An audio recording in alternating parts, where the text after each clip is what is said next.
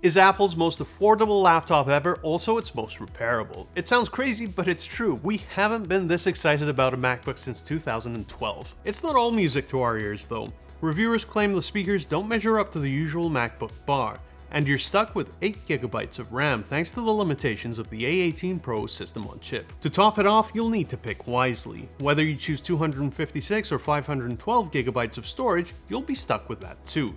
Without even opening it up, the message is clear: we're not going to find replaceable RAM or storage in this device. But the repair news is pretty good actually. At $499 with the educational discount pricing and $599 for the rest of us, Apple might finally be able to take a bite out of that education-driven Chromebook market. And it's a market that's extremely concerned with repairability and easily replaceable batteries.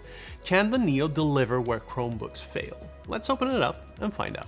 So there's two Neo models, one with 512GB of storage and a Touch ID button. The other, slightly cheaper model comes with 256GB of storage and no Touch ID. We're tearing down the Touch ID version, but getting into either is almost suspiciously easy. There's still 8 pentalobe screws holding the lower case. That's a relatively obscure bit that's nowhere near as common as Phillips or Torx in the average toolbox. I'm using a suction cup out of habit, but you could unclip this cover by hand if you feel like it, making it the first MacBook in quite a while that doesn't require a pick or prying. And immediately this thing starts making a very good first impression. The battery connector is front and center where it should be, and the internal layout is shockingly sensible by MacBook standards. We've got easy access to the battery, the speakers, the USB-C ports, and even the trackpad. On most modern laptops, at least one of these parts is buried under something else. Here, Apple actually lets us see the stuff we need to. So first things first, let's disconnect the battery. Next, we'll pop up the speaker and audio board cables, peel the left speaker cable loose from the case, and move all 3 of those cables out of the battery's way. And now for the big story. This battery is screwed down to a tray, not glued into the case, not trapped under stretch release strips. For years, MacBook battery service has been a miserable, sticky mess. The Neo's battery tray design makes battery replacement feel like a normal repair again. There are lots of screws here, sure, 18 of them to be precise, but this is the biggest repairability win in the whole device. Now, Apple is almost certainly prepping for the upcoming enforcement of EU battery regulations. By mid-2027, all portable products will need to have user-replaceable batteries. The MacBook Neo seems to be where Apple's testing out their answer: screws, not glues. That alone makes this one of the friendliest MacBooks we've seen in a very long time. The battery is made up of 2 cells rated for 36.48 watt-hours. And get this is the first time I'm seeing a list of all the screws used inside the device. Torx plus 8, 5, 3, and 1. Those EU repairability initiatives seem to be working. Next up, the logic board. We'll start by removing the little cowlings over the antenna and USB-C connectors. Then it's a parade of flex cables: the display cable, the camera, the Touch ID cable, keyboard cables, microphone cable, and the trackpad cable. Once these 5 screws are out, the logic board lifts right up.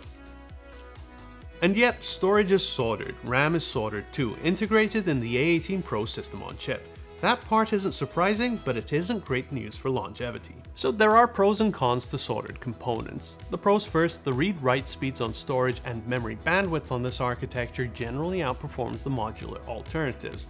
That's an upside that's debatable, especially when the arguably marginal performance benefits come with some major downsides. Soldered components mean whatever storage or memory you buy on day one is what you're stuck with for the life of your machine. And what's worse, if anything fails on this board, your data is going to be stuck on that board, meaning that you have to perform a complicated repair yourself or pay for a potentially expensive repair. There's also been a lot of chatter about the MacBook Neo basically being an iPhone 16 Pro with a bigger screen. Here's an iPhone 16 Pro logic board from a previous teardown. The A18 Pro chip appears to have an identical footprint to the one in the Neo. That doesn't mean they're exactly the same chip, but it is indicative of a similar architecture at the very least. Now compare both those boards to the much higher density and far more powerful MacBook Air M3. Now, none of this is to say that the MacBook Neo isn't a capable device. I'd say if anything, it's a testament to how far miniaturization has come that manufacturers can fit so much power into such a small package. With the board out of the way, the modularity story gets even better.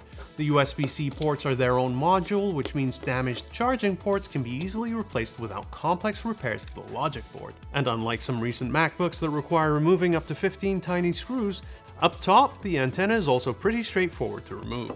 One little connector cowling comes off, the coax cables pop loose, 4 screws come out, and the whole antenna bar lifts away. Over on the top left, we get to the Touch ID hardware by peeling back the keyboard cover, removing the cowling screws, and then opening the laptop to free the button itself. We didn't run into any parts pairing trouble when we swapped this logic board into both Touch ID and non-Touch ID configurations of the MacBook Neo. Repair Assistant recognized the new battery and a new display just fine and calibrated both without a complaint. Repair Assistant also calibrated Touch ID equipped versions without any issues, which is great news for DIY repair. Now, the speakers are one of the places Apple clearly cut costs. Reviewers with more refined hearing than mine claim they don't hit the usual MacBook standard, and I'll take their word for it. Their side-firing nature does simplify the chassis machining, so that's a few more cents back in Apple's wallet. Speaking of, check out that modular headphone jack. Undo 2 screws and it's out. It's worth remembering speakers aren't the only way to get high-quality audio. Let's move on to the mechanical trackpad, another really interesting design choice. You'll notice there's nothing in the way of my disassembly here. Most other laptops require removing the battery to get to the trackpad. Here, it's a total of 8 screws to remove, ignoring the inner 4 I removed that don't actually need to come out. And that central screw? It lets you adjust the amount of force that needs to be applied to activate the membrane switch underneath. And here's why this trackpad is genuinely weird and fascinating at the same time. This is the first MacBook since 2015 to ditch the Force Touch setup and go back to a mechanical trackpad. That's a big deal. Apple's been all in on haptic trackpads for a decade now, so we weren't expecting to see a mechanical click mechanism return in a brand new MacBook.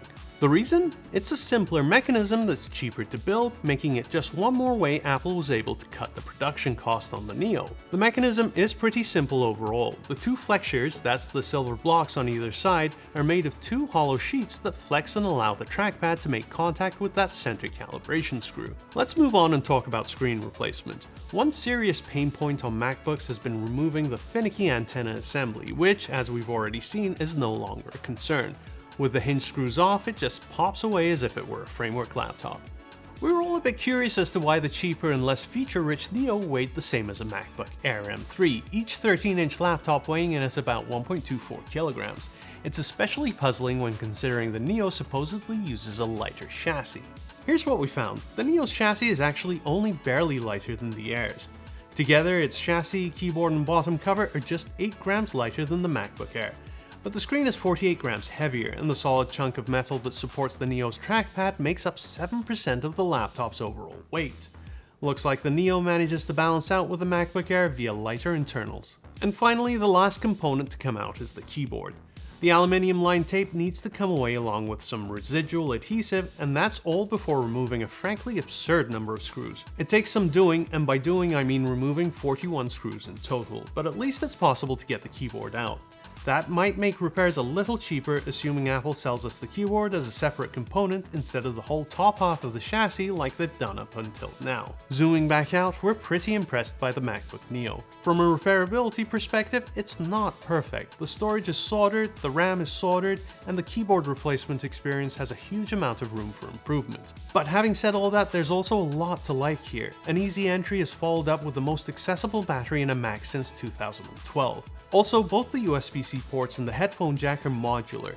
The display replacement process is far easier than any MacBook in recent memory, with no parts pairing drama in sight. And, as has been the norm in recent years, we have day one manuals, which is still worth celebrating. For a machine aimed at schools and students, that all makes a lot of sense. If Apple wants a shot at the education market, it can't just build a cheaper MacBook, it has to build one that can survive student life and come back from it. Cracked screens, damaged ports, sticky keys, these aren't edge cases in a classroom, they're the job description, and Apple seems to understand that. So is the MacBook Neo the most repairable MacBook in 14 years? Well, yes it is. The MacBook Neo earns a respectable 6 out of 10 on our repairability scale. There's more work to do, there always is, but for MacBook repairability, what a comeback story the Neo is. And in case you're wondering what Repairable looks like, we just gave a 10 out of 10 repairability score to a laptop that has a keyboard you can change out by hand. There's a link to that article in the video description, go take a look at what a 10 out of 10 repair score looks like.